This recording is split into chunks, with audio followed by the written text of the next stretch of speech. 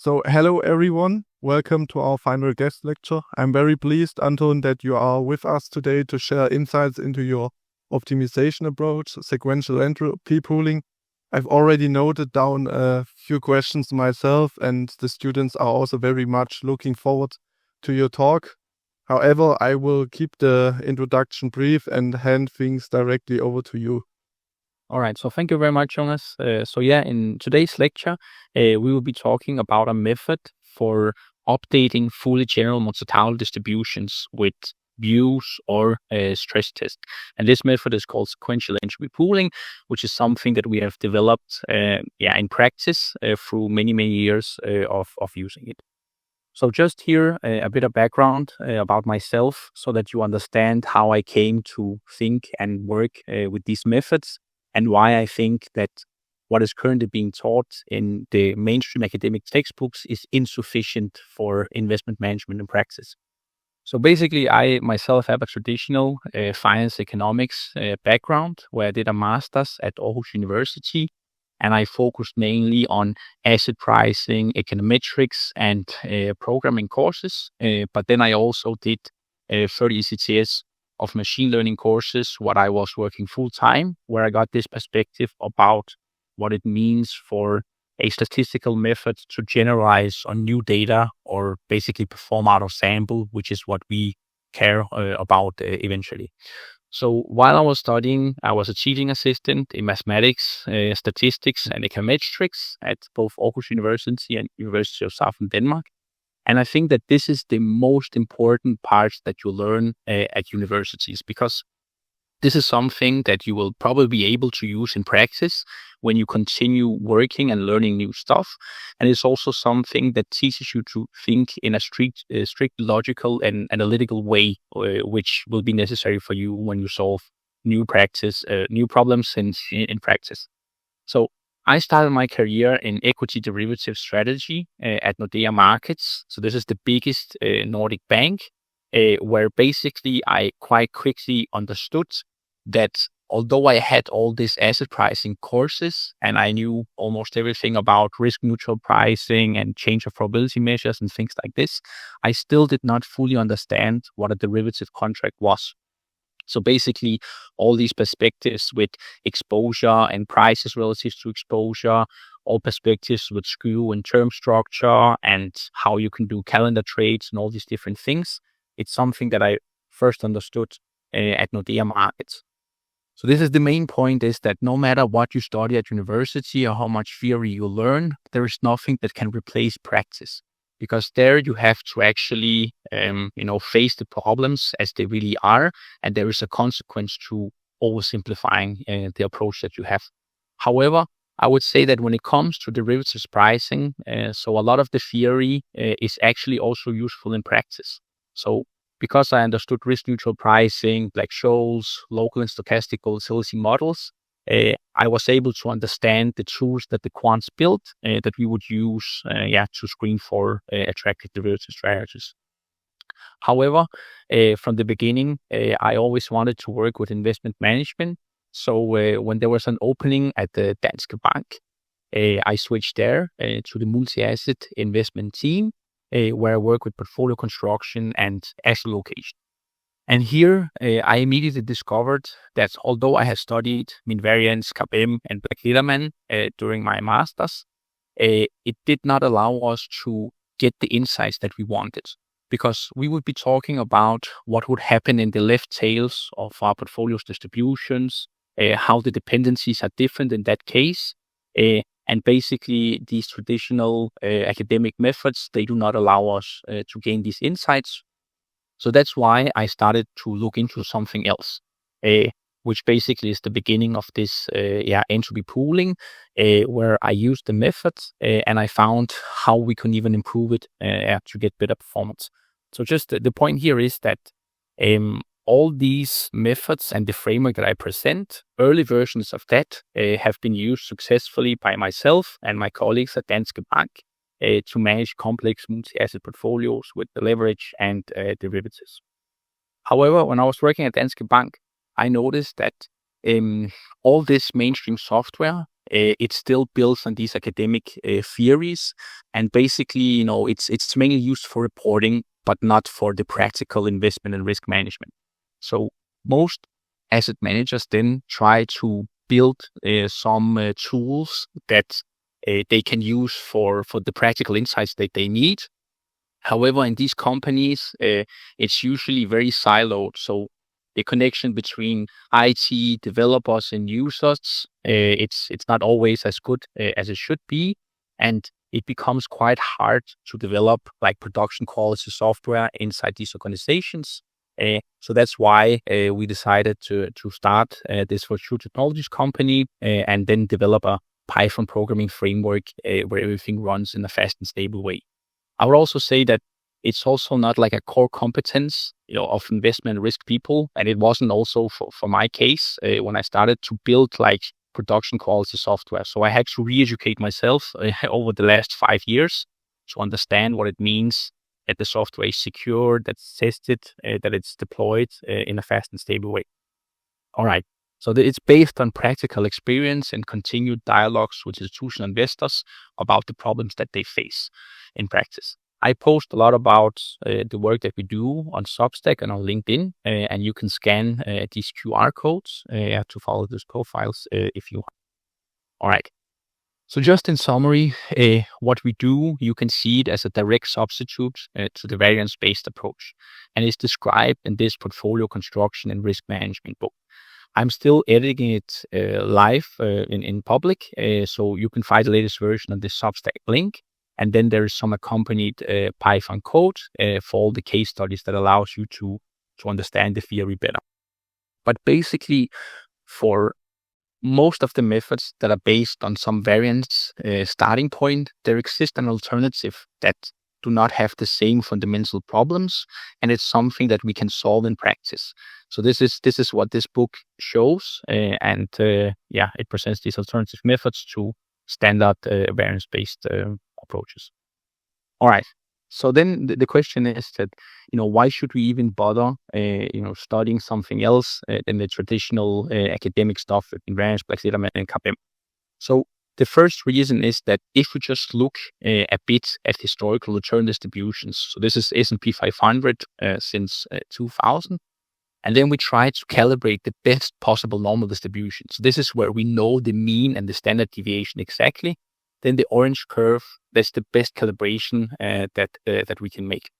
However, we immediately see that scenarios where we lose 20 or 40% have happened much more frequently historically. So basically, return distributions of real assets have much fatter left tails, and they are skewed in complex ways. So then, of course, also there is this fundamental question of what is investment risk. And the point is that I still have to meet one person who tell me that they are afraid that they will earn too much money on the investment, so that they will become too rich. Because, of course, most people, when they invest, what they want is to have as much upside as possible while minimizing the losses. Because if you are in a scenario where you lose 20 or 40%, then this is something that usually hurts a lot. Another thing that people tend to forget with mean variance is that it only allows for linear and constant dependencies through the covariance matrix. So the point is that it does not matter if we are in a scenario where equities increase by 10% or they fall by 40%. Mean variance will assume that it's the same constant linear dependency. However, again, if we just do some elementary analysis, then we can see that dependencies in the left tails and in normal market conditions, they are quite different.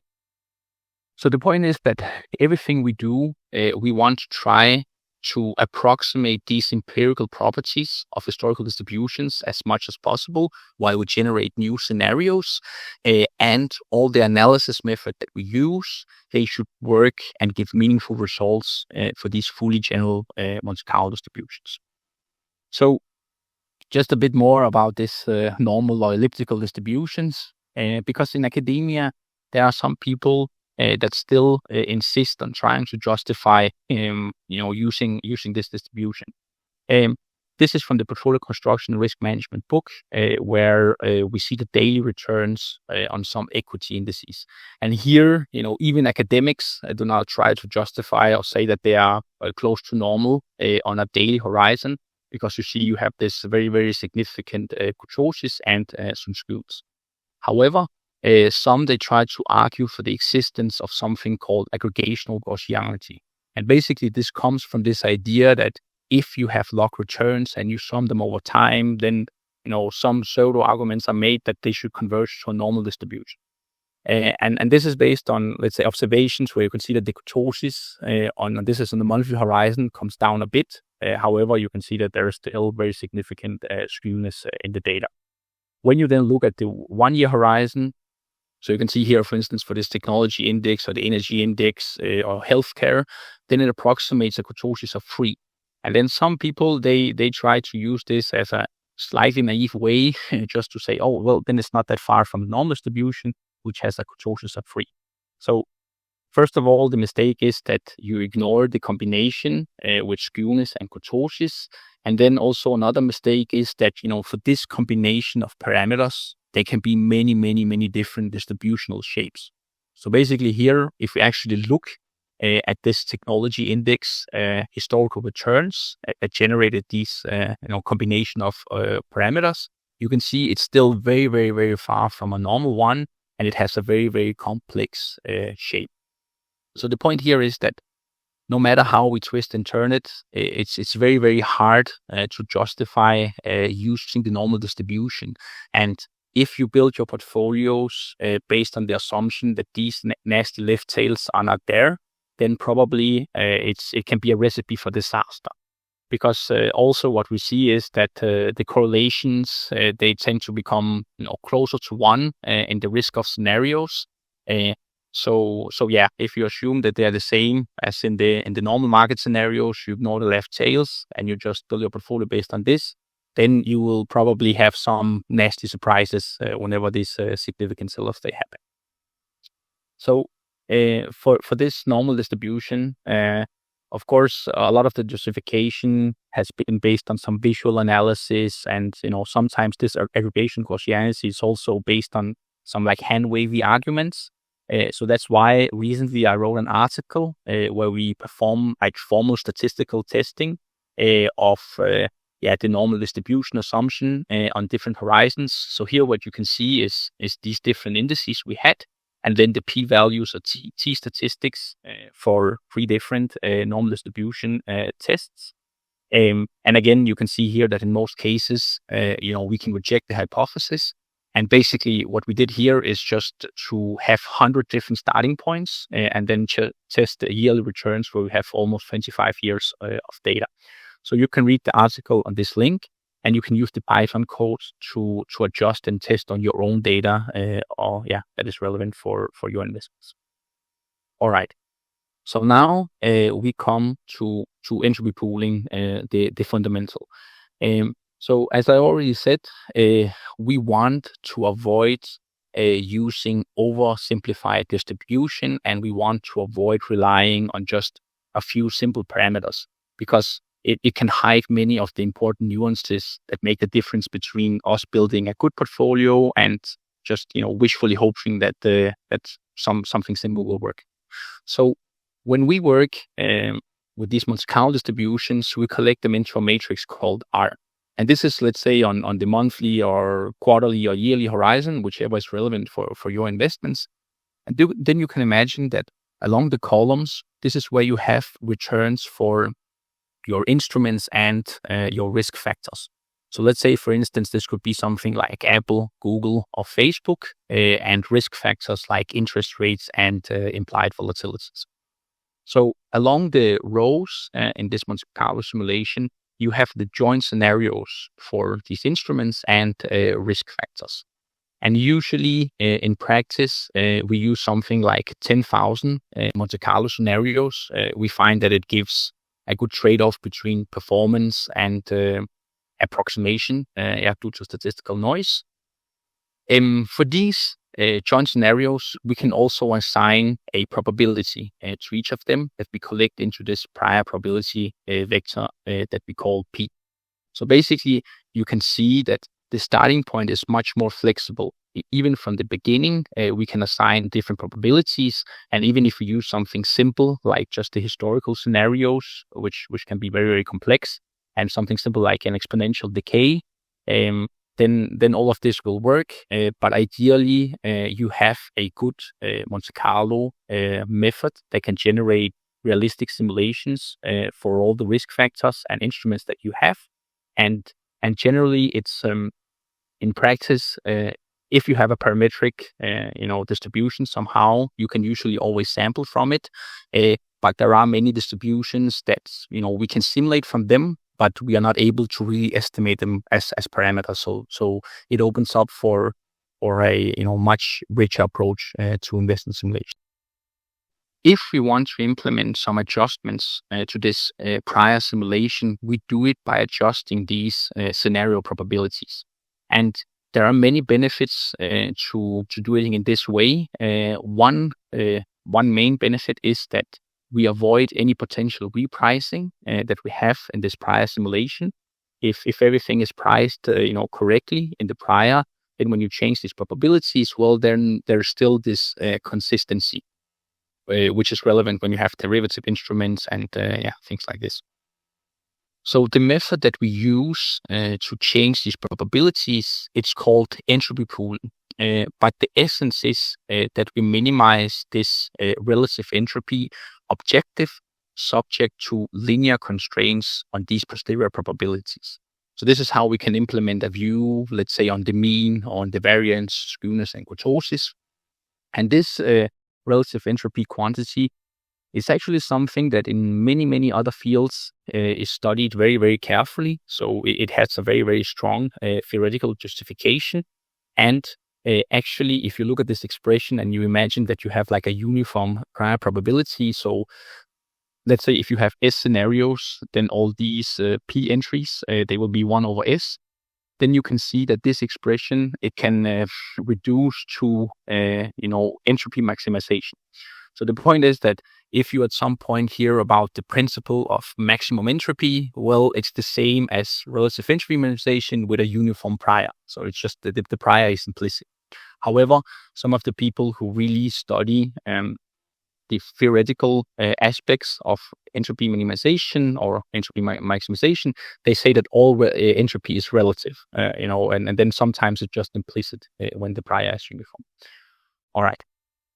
So when we solve this entropy pooling problem, it's important that we have these linear constraints, because this objective function, it's convex, and when we have linear constraints, we also ensured that it's a convex set of constraints.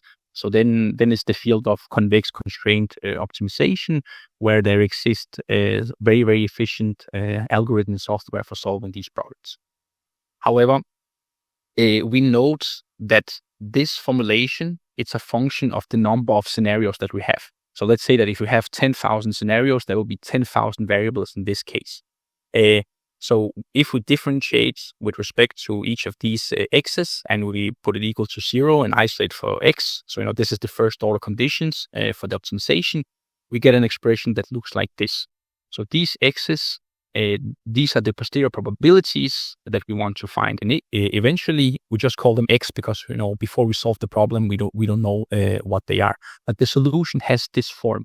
So it's an important point is that you can see that this exponential function, it will always give something positive. So when we solve these entropy pooling problems, there is no need for us to add positivity constraints. It's automatically ensured, so we can do it a bit faster. When we have this Lagrange optimization, then there is also this dual formulation, which basically says that it's the Lagrangian where we input, the solution, the optimal solution for this x, and then we have some expression that we can write. The point is that this dual formulation, it's only a function of these Lagrange multipliers. So it has dimensionality equal to the number of views that we have. So, if you have a view on mean, correlation, skewness, and things like this, it's much more low dimensional. So this problem, we can solve it, very, very fast. No matter how high dimensional our simulations are. And this is a very, very nice feature. once we have found the solution to the dual problem, then we insert it here for the expression for x, and then we find this posterior probability vector. All right. So just to give you a bit more intuition about how the simulation matrix R looks and what the solution to the entropy pooling problem can be. Here you can imagine that we have some simulation for some multi-asset instruments. So we have some government bonds, some corporate investment grade, high yields, different kinds of equities, and even hedge funds. And here you can also see that we added a put option for written on this equity index. So basically this put option, it's 10% out of the money. And so it means that if the equity index falls by more than 10%, well, then this is where you start getting this intrinsic value from the option. So here, for instance, you have a scenario where equities, if they increase by almost 28%, well, then you lose the entire premium. It just expires, worthless at that time. But if you have a scenario where they fall almost 21%, then you get the intrinsic value of the option minus the option's premium. So this is the P&L for that position. So hopefully here you can also see that there is some correlation that when developed market equities fall, emerging market equities and private equities also tend to fall in these scenarios. Okay, so here, in the end, you see that you have this prior probability vector, which is just uniform, and we have this is in percent. We have 10,000 scenarios, and this is the usual case that people they start with a uniform prior because how likely different outcomes are. It's usually determined by the simulated paths from the risk model that you have. And then we implemented some different views on moments of the posterior distribution, and we got this non-uniform probability vector view that respects all these views. So the point is that let's say if I had a view on the mean or variance of some instrument, and I use this Monte Carlo simulation together with this posterior probability vector, well, then I can verify that the mean view is satisfied and that the variance view is satisfied. And this is, of course, something that we should do, every time we use entropy pooling to verify that everything has been processed as we wanted it to. All right. So just a bit about this entropy pooling history. As I said before, it's actually well studied. This concept of relative entropy minimization. And then the usual reference for the fundamental justification is this article called Updating Probabilities. But I would say that this first author actually has written a lot about relative entropy minimization, and basically where they show that it has many, many good properties. And among alternatives, it's the best suggestion for updating this prior to some posterior. The first investment analysis application, it was in this article in 2008 called Fully Flexible Views, Theory and Practice. So this is also what I started to use at Danske Bank. And basically there I noticed that if you use the method as it is suggested here in the original article, it can introduce some very strong implicit views that create some practical problems, and it can even lead to some logical inconsistencies. And there are also some problems that we could not solve if we just use it in this way. So this is how we came up with this idea of using the entropy pooling in a sequential way, because I saw that actually it could lead to significantly better results. And this is where I wrote this article called Sequential Entropy Pooling Heuristics. All right.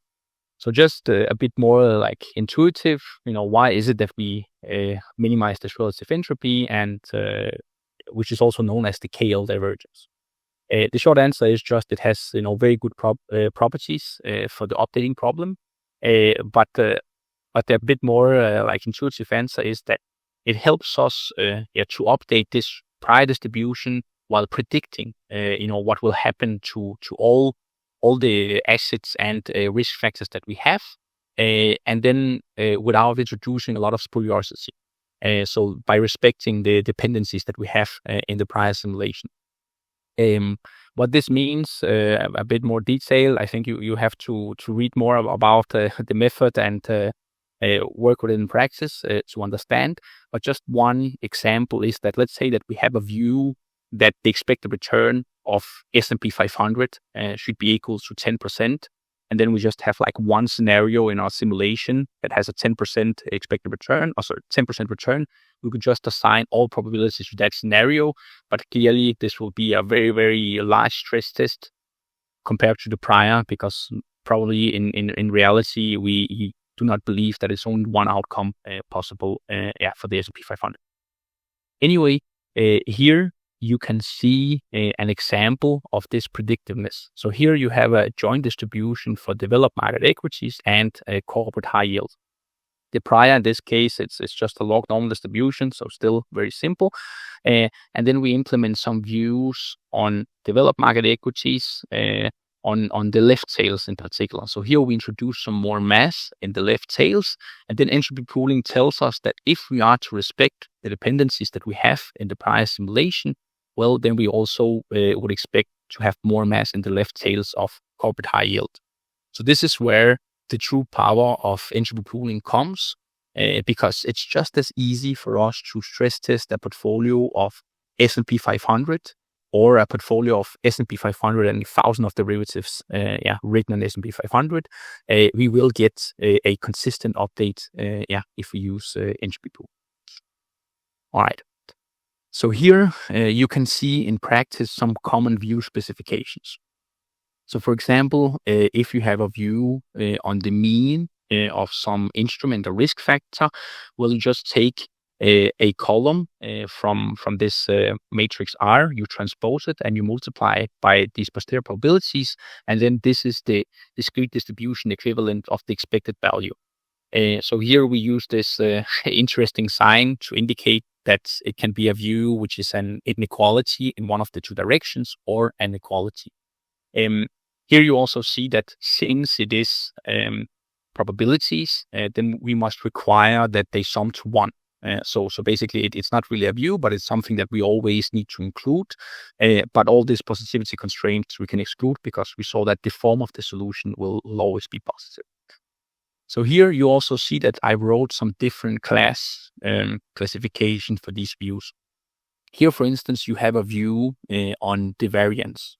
So here we fix some mean value, and then we can implement the variance view in this way. If we just implement the variance view in full generality, then you can see that this mean, it would be something like this x squared. So then it would become non-linear in the posterior probabilities, and then all these solutions will become much harder and less stable, because we have to solve this primal problem. So this is one of the limitations of entropy pooling, that we have to implement it with this linear constraints. The reason that this class is called C1 is because it requires one parameter from one of the previous classes to be fixed in order to be expressed as a linear constraint of the posterior probabilities. So if we want to have a view on the skewness, then it belongs to class C2 because it requires two parameters from the previous classes to be fixed. So here you have one mean and one standard deviation, and then you can express it as a linear in the posterior probabilities. The same for kurtosis. For correlation, you can see that you have to fix two means and two standard deviations in order for you to express in this way. And then here at the bottom, we have a residual class, which does not, strictly speaking, require us to fix any of the other parameters, but still can be formulated as linear constraints in the posterior probabilities. So this is actually a view on CVAR. When you have to read the details of that in the portfolio construction risk management book. But in that case, we must fix the number of scenarios below the VAR to be able to express it as linear constraints in the posterior probabilities. So it's just implicit that we fix the VAR in this case. And this is actually what makes CVAR views more complex because you have to find algorithms that can compute this optimal number of scenarios below the VAR. It's something you can read more about in the portfolio construction risk management book. All right. So as I mentioned briefly before, the main limitation of entropy pooling is that views are expressed as linear constraints on the posterior probability. So it's some nonlinear function of the Monte Carlo simulation, but in the end, the formulation is linear, and then we have some constant for the view value. If we just have views on the means, then this is without loss of generality, that there's no additional constraints. But the problem starts to appear already when we have views on variances, for example. So that's why that in the original article, the suggestion is just to use the prior parameter whenever necessary to fix to some value. But this is something that creates some very, very strong implicit views potentially. Because let's say that you have some simulation where you have S&P 500 and you have stocks 50. If you are to implement a very, very significant stress test for S&P 500 that it falls like 20%, then it's quite unlikely that that the stocks 50 will just have the same expected return. And then if you then implement, let's say, a variance view on S&P 500 and stocks 50 afterwards, then in the original method you would fix it to the prior, and this is a very, very strong view that although S&P 500 is very negative, then stocks 50 remain the same. So just for you to have some intuition for what I mean by this, and actually we have a public Python example where you can see how we implemented in this case for these two instruments. All right. So sequential entropy pooling, essentially what it tries to do is to overcome this limitation about always using this prior value, and then it gives us some additional flexibility when we process views in a sequential way. So basically, sequential entropy pooling, it's entropy pooling applied in a clever sequential way. If we do that, we can get a lower relative entropy, and therefore a better solution, which we also can measure by this effective number of scenarios. So this effective number of scenarios is something that you can use as a diagnostic to assess if your views or stress tests have been very extreme. So this number, you can verify if you assign all probability just to one scenario, then the effective number of scenarios will be 1. If you assign it in a uniform way and you have 10,000 scenarios, then it will be 10,000. But then usually when you implement some views, it will be somewhere in between 1 and the number of scenarios that you have. Okay, so here you see one example where we use the original suggestion for entropy pooling and then the sequential entropy pooling. So here we have emerging market equities and developed market equities. It's the exact same simulation, it's the exact same set of views, but you can see that this effective number of scenarios, it's much lower. So if you start with 10,000 scenarios, then because you put so much concentration on some specific scenarios, you end up with effectively 6,000, which I would say is a quite significant stress test. But when we use sequential entropy pooling, you can see that the probability is distributed much more evenly, so that we effectively have we keep 82% of the scenarios effectively. So sometimes people, they ask about how do we know that sequential entropy pooling gives better results than entropy pooling? And basically it's just by looking on the objective value, and so you can imagine something that you have an algorithm that tries to minimize some number, and then it stops like 75% of the way, and then there's another one that actually goes entirely to the minimum. Then of course the second algorithm is better than the first. But I would also say that one of the benefits that we have is that the distributions we get out when we use sequential entropy pooling usually look more like something that we would expect in the real world, and they are closer to this prior simulation that we have. All right. So this is just mathematically. There are two different ways that we could process the entropy pooling views in a sequential way, and this is where this class classification becomes relevant. Because if we take a specific set of views and we partition it according to the classes that these views they belong to, so then we can process it sequentially. So first, let's say we take the C0 views, which is views on the means. We can then run entropy pooling. We can compute some new posterior parameters. So we update all the means, and then we proceed to variance views. So then we can use the updated means instead of the prior in the variance view when we fix to some value, and then we proceed according to this. So the difference between these two different heuristics is that one, it always minimizes the relative entropy relative to the prior, and then the other one, it minimizes relative to these intermediate posterior distributions. So basically, the way that I see these two different, I actually came up with H2 first. I thought it seemed more like intuitive, but then after thinking more, I realized that this H1 would be better because the minimization is always against the prior. So the way that I see it is that H1, it starts from the prior and then it looks into the future. It gets some information and then it goes back and looks a bit further into the future and then goes back and looks a bit further into the future.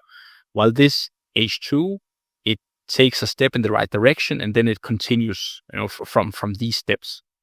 So usually you get a lower relative entropy with H1, but H2 can sometimes be a bit faster if your views are somehow like consistent and make it a bit easier, for these algorithms to converge.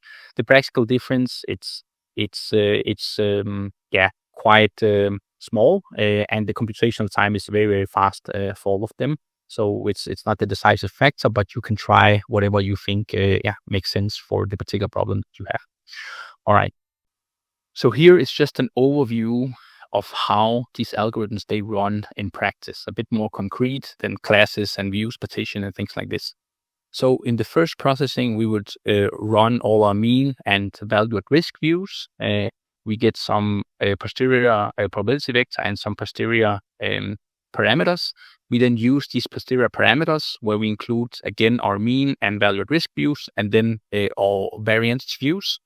And then we proceed like this to skewness and kurtosis, and then correlation, and then finally, we have the CVAR in the end. So if you look at this H2, the difference, the view partitioning and processing is the same. The difference is just that we use the intermediate posterior probability vectors, as a starting point at each different step. Okay. So here, this is just a summary of sequential entropy pooling features. And the point is that it usually gives significantly better results than the original entropy pooling method, which you can verify either by the effective number of scenarios or just by looking at the objective function value. There's no guarantee that the results will be better than the original suggestions. But in the almost 9 years that I have worked with this method very, very extensively, I've only seen one case where I was able to, try to somehow exploit the design of the sequential algorithms and get a better result, just using the original approach. So usually, you can run all of them. And in 99.99% of the cases, you probably will see that you get a significantly better solution with sequential entropy pooling. But it's good for verification. If you are not convinced, and then there are some very rare extreme cases where maybe the original can give you something better. The point is that when views are fully specified, then sequential entropy pooling and entropy pooling will coincide. And what I mean by fully specified views is that if we have views on all the parameters that we need to fix. So let's say if I have a view on the variance of some asset, and at the same time I have a view on the expected value. So then the sequential entropy pooling processing does not give us any new additional information. And then in the end, it will end up being the exact same solution. However, there are some problems which sequential entropy pooling can solve, which the original method simply cannot. So here you have an example which is very, very interesting in practice.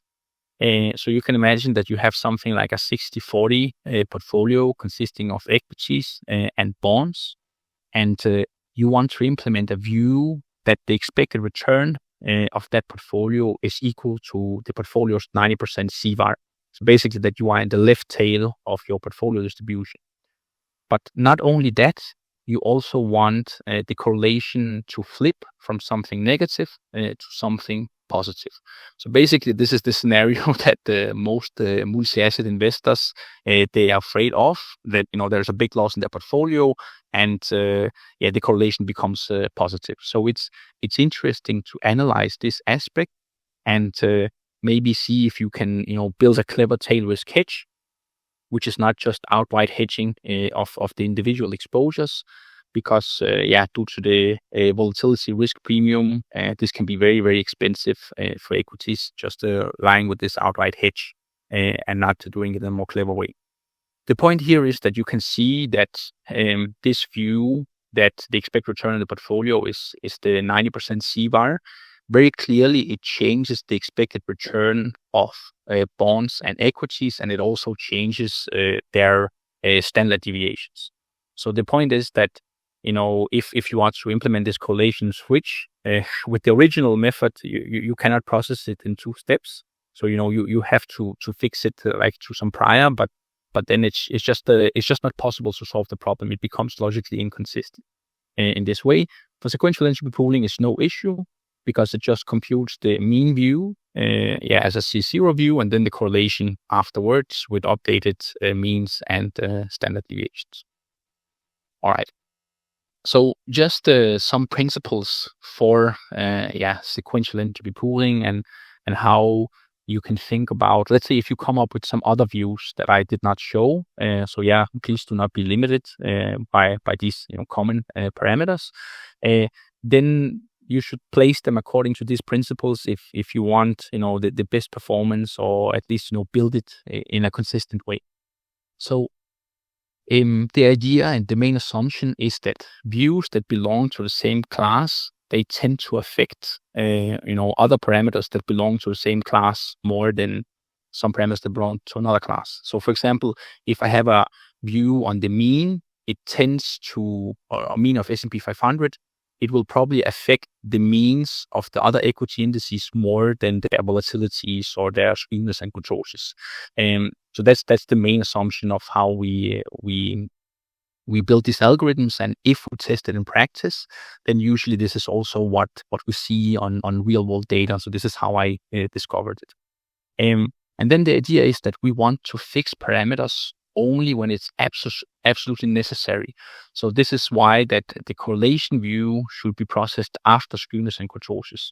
So although, let's say, a view on skewness for one asset, it might just have a minor effect on the mean and the volatilities of another asset that we will implement the correlation view on, there is no reason for us to restrict it. We might as well get that information, take it into account when we implement a correlation view. So this is the 2 fundamental principles, if you want to get the best performance. So this is how, when we tested it in different ways, this is what we found that gets the best performance most of the time. So here also another important note is that when we implement CVAR views, they do not explicitly require us to fix the VAR, but it's the number of observations below the VAR levels, and therefore implicitly the VAR.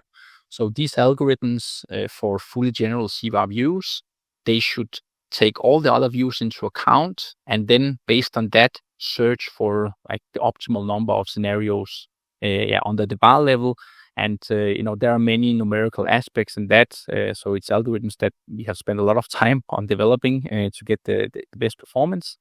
But the point is that according to this principle that we only fix parameters whenever absolutely necessary, you should process CVAR in the end. I've seen some knockoff implementation of this sequential entropy pooling that does not get this right, and it just leads to worse performance most of the time. So I would say that if you see something that is processed in a different way, then be careful, because you can get better performance if you do it properly. All right. So how you come up with this entropy pooling views, it's completely up to you. It can be, because you have some systematic approach. It can be fully discretionary. But what we see is that investment managers often want to link their views about the macroeconomy into the P&L in their portfolios. So you can combine entropy pooling with a Bayesian network on top to keep track of all these macro hypotheses. Here you see an example that we use for testing, but you can define it in exactly the way that you want, where we just say that growth drives everything, both employment, inflation, things like this. And in the end of this Bayesian net, we have the key risk factors that drive the P&L of multi-asset portfolios. So this is usually real rate, break-even inflation, and then here we call it risk premium, but it's some like equity-like risk that you can have.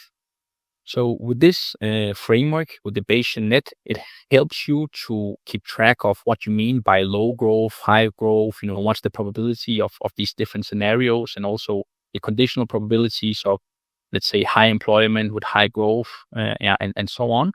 So it's good just to keep track of all the hypotheses that you make, because this is very, very hard to just do it in your head.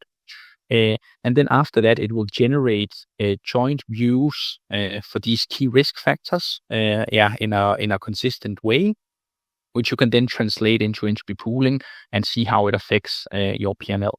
So here, for instance, we have an example which is interesting to most investors, like on an ongoing basis. So here we have some, base case portfolio P&L simulation. And then we try to implement a stagflation and rate hike view. So stagflation, it means when growth is low, inflation is high, and then the central banks still decide to increase interest rates. But this is the scenario that most investors, they worry about. And you can see the effect of it here. So basically, it moves the portfolio distribution to the left. And of course, for most investors, it's not a big surprise that it has a negative effect on the return distribution of your portfolio. But entropy pooling and this framework actually allows us to quantify this effect, because how large is the change and what happened to the joint dependencies that you have in your portfolios. Because I think this is very, very essential for people to understand if it's a risk that they are willing to live with, or if it's something that they should try to do something about. And here again, you can see that you have a joint distribution for government bonds and developed market equities. And you can look into how the joint distribution changed if you are to equip the portfolio with a tail risk hedge, or you want to optimize a portfolio based on the scenario because you believe it's very, very likely. All right. So just a summary here is that this sequential entropy pooling method, it's for updating fully general prior Monte Carlo simulation, initial posterior distribution in a predictive way that imposes the least amount of curiosity.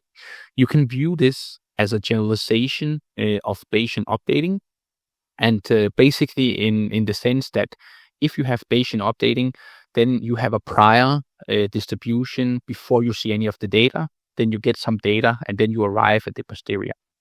With entropy pooling, you have a prior distribution which can be based on some data that you have seen historically. This is the usual case.